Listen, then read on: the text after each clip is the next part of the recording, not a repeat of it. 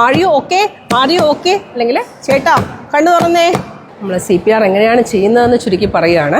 അപ്പം ആദ്യത്തെ കാര്യം എന്ന് പറയുന്നത് ആൾ നമുക്ക് CPR കൊടുക്കാൻ പറ്റുന്ന ഒരു സാഹചര്യത്തിലാണോ എന്ന് ഉറപ്പുവരുത്തുക. അതായത് നമ്മൾക്ക് അപ്രോച്ച് ചെയ്യാൻ പറ്റുന്ന ഒരു സാഹചര്യത്തിലാണോ എന്ന് ഉറപ്പുവരുത്തുക. സീൻ സേഫ്റ്റി എന്ന് പറയും. അപ്പം പേഷ്യൻ്റ് സേഫ് അല്ലാത്തൊരു പൊസിഷനിലാണ് കിടക്കുന്നതെങ്കിൽ അല്ലെങ്കിൽ റോഡിൻ്റെ മധ്യഭാഗത്താണെങ്കിൽ ഒരു വശത്തേക്ക് മാറ്റുക. അത് സേഫായിട്ട് നമുക്ക് പേഷ്യൻറ്റിനെ തൊടാനും നമുക്ക് മറ്റു കാര്യങ്ങൾ തുടരാനുമുള്ള ഒരു സാഹചര്യത്തിലോട്ട് മാറ്റുക. അത് മാറ്റിക്കഴിഞ്ഞാൽ അടുത്ത് ചെയ്യേണ്ടത് പേഷ്യൻറ്റിൻ്റെ പ്രതികരണം ഉറപ്പുവരുത്തുക എന്നുള്ളതാണ്. റെസ്പോൺസ് ചെക്ക് ചെയ്യുക. അത് 2 മോഡാണ് നമ്മൾ ഉപയോഗിക്കുന്നത്. ഒന്ന് വോയിസ് മോഡും 2 ശക്തിയിലായിട്ട് തട്ടുക.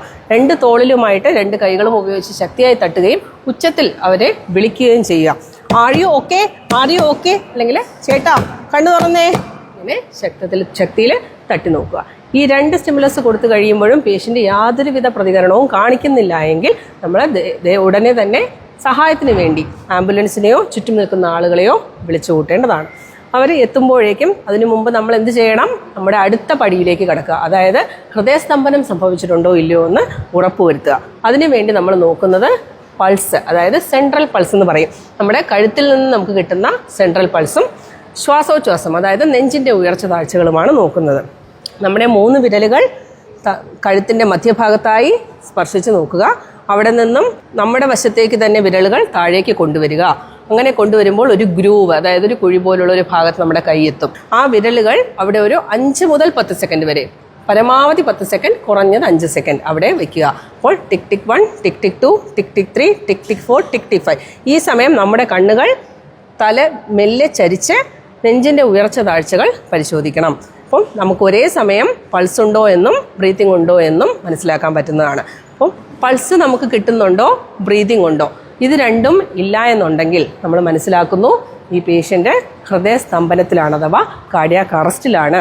അഥവാ ബ്രീതിങ്ങിന് പകരം ചെറുതായി ഗ്യാസ്പിംഗ് എന്ന് പറയുന്ന രീതിയിൽ വളരെ ഒക്കേഷണൽ, വളരെ വിരളമായിട്ട് ചെറിയൊരു ബ്രീത്ത് എടുത്താലും അതിനെ പൾസ് കിട്ടാത്ത സാഹചര്യത്തിൽ കാർഡിയാക് അറസ്റ്റായി തന്നെ കാണേണ്ടതാണ്. പൾസ് കിട്ടുന്നില്ല എന്ന് നമുക്ക് സംശയമുണ്ടെങ്കിലും നമ്മൾ കാർഡിയാക് അറസ്റ്റായി തന്നെ കാണേണ്ടതാണ്. കാർഡിയാക് അറസ്റ്റ് കൺഫേം ചെയ്ത് കഴിഞ്ഞാൽ നേരെ ചെയ്യേണ്ടത് ചെസ്റ്റ് കംപ്രഷൻ സ്റ്റാർട്ട് ചെയ്യുക എന്നുള്ളതാണ്. CPR കൊടുക്കുന്നതിന് വേണ്ടി കൃത്യമായ രീതിയുണ്ട്. പുരുഷന്മാരാണെങ്കിൽ വസ്ത്രം മാറ്റിവെക്കുക, നെഞ്ച് എക്സ്പോസ് ചെയ്യുക, നെഞ്ചിൻ്റെ മധ്യഭാഗം കാണാൻ പറ്റുന്ന രീതിയിൽ. അത് നിർബന്ധമല്ല, സ്ത്രീകളിൽ വസ്ത്രം മാറ്റണമെന്ന് നിർബന്ധമില്ല.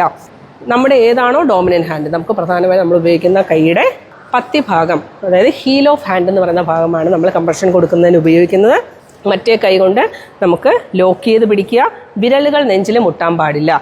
ഈ മധ്യഭാഗം നെഞ്ചിലെ സ്റ്റേണം എന്ന് പറയുന്ന മധ്യഭാഗത്തുള്ള ബോണിൻ്റെ മധ്യഭാഗത്തായിട്ട് അല്ലെങ്കിൽ കുറച്ച് താഴേക്കായിട്ട്, വയറിലോട്ട് പോകാൻ പാടില്ല. നെഞ്ചിൻ്റെ ഏകദേശം മധ്യഭാഗത്ത് താഴെയായിട്ടാണ് കൈ വയ്ക്കുന്നത്. അതിനുശേഷം കൈമുട്ടുകൾ നിവർന്നിരിക്കണം, കൈമുട്ടുകൾ വളഞ്ഞിരിക്കാൻ പാടില്ല. കൈമുട്ടുകൾ നിവർന്നിരിക്കണം. നമ്മൾ കൊടുക്കുന്ന ബലം നേരെ താഴേക്കാണ് കൊടുക്കേണ്ടത്. അതുകൊണ്ട് നമ്മുടെ ഷോൾഡർ, തോൾ ഭാഗം നേരെ പേഷ്യൻ്റെ നെഞ്ചിൻ്റെ മുകളിലേക്ക് വരണം. അങ്ങനെ വന്നതിന് ശേഷമാണ് നമ്മൾ കംപ്രഷൻ കൊടുക്കേണ്ടത്.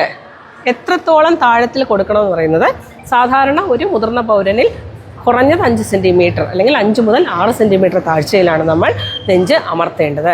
അതിനുശേഷം ഓരോ അമർത്തലിന് ശേഷവും പൂർണ്ണമായി നെഞ്ച് വികാസം പ്രാപിക്കാൻ അനുവദിക്കണം.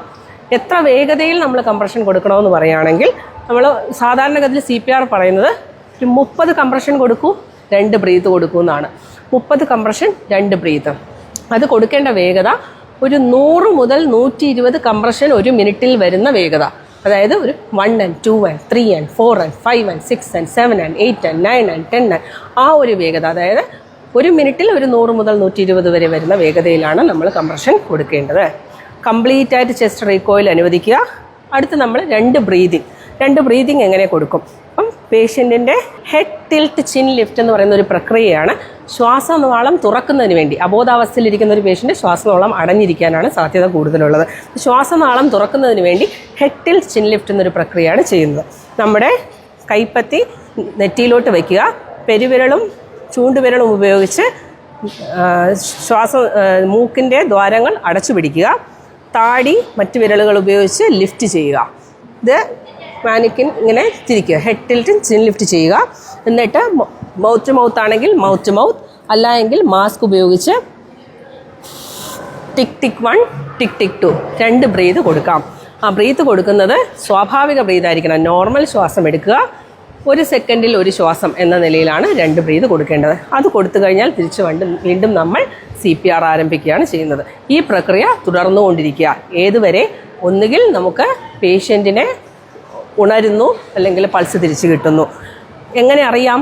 ഓരോ 2 മിനിറ്റിലും നമ്മൾ പൾസ് ചെക്ക് ചെയ്യുകയും ശ്വാസോച്ഛ്വാസം ചെക്ക് ചെയ്യുകയും വേണം. ഇതിൽ എപ്പോഴെങ്കിലും നമുക്ക് പൾസ് തിരിച്ചു കിട്ടിയാൽ അവിടെ CPR അവസാനിപ്പിക്കാം. അല്ലെങ്കിൽ നമുക്ക് higher facilities, ambulance, AED, defibrillator തുടങ്ങിയ ഹയർ അഡ്വാൻസ്ഡ് ആയിട്ടുള്ള ഫെസിലിറ്റീസ് നമുക്ക് അവൈലബിൾ ആയിട്ട് വരുന്നത് വരെയും നമ്മളിത് കണ്ടിന്യൂ ചെയ്തുകൊണ്ടേയിരിക്കണം.